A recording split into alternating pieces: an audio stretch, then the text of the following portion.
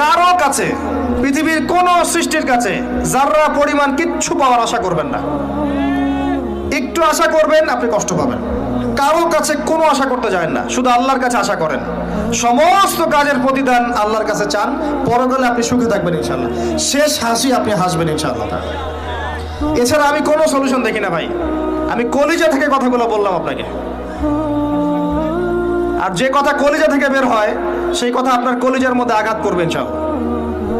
সব কাজ শুধু আল্লাহর জন্য করেন, কেউ আপনার আপন না। আল্লাহ ছাড়া কেউ আপনার আপন নয়।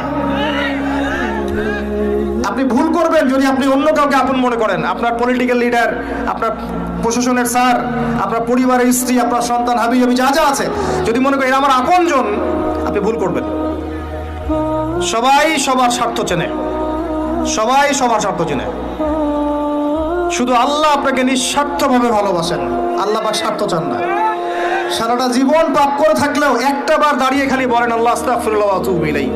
মন থেকে বলেন আল্লাহ আমি ভুল করেছি, আল্লাহ আমাকে মাফ করে দাও। এক মুহূর্তের মধ্যে আল্লাহ পাক আপনার সমস্ত গুনাহগুলোকে নেকিতে পরিবর্তন করে দিবেন ইনশাআল্লাহ। আল্লাহ ছাড়া কেউ নাই আপন। আল্লাহর জন্য খালেস করে ফেলেন নিজেকে, তার দিনের জন্য চেষ্টা করেন। তার দিন আজকে অবহেলিত, তার দিন আজকে অপদস্থ। সারা বিশ্বের বুকে আজকে মুসলিমরা নির্যাতিত, নিপীড়িত। দিনকে এগিয়ে নেওয়ার জন্য কিছু করেন। আপনার ক্ষুদ্র ক্ষুদ্র প্রচেষ্টা ইনশাআল্লাহ আগামী দিন ইসলামের বড় বিজয় নিয়ে আসবে। দিনের জন্য খালেস করে ফেলেন নিজেকে।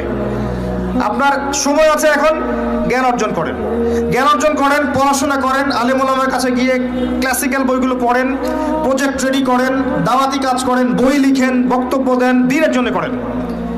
আপনাকে আপনার দুনিয়া আল্লাহ গুছিয়ে দিবেন ইনশাআল্লাহ। দুনিয়া আল্লাহ গুছিয়ে দিবেন ইনশাআল্লাহ। আপনি দিনের জন্য খালেস করে ফেলেন নিজেকে, আল্লাহর দিনের হয়ে যান। এবং দুনিয়া যে কাজগুলো করবেন শুধু আল্লাহ সন্তুষ্টির জন্য করবেন, কারো কাছে কিচ্ছু পাওয়ার আশা করবেন না। দেখবেন ইনশাআল্লাহ আপনি সুখে থাকবেন। একটা পর্যায়ে গিয়ে নূহ আলাইহিস সালামকে বলতে হয়েছে রব্বি আন্নী মাগলুবুন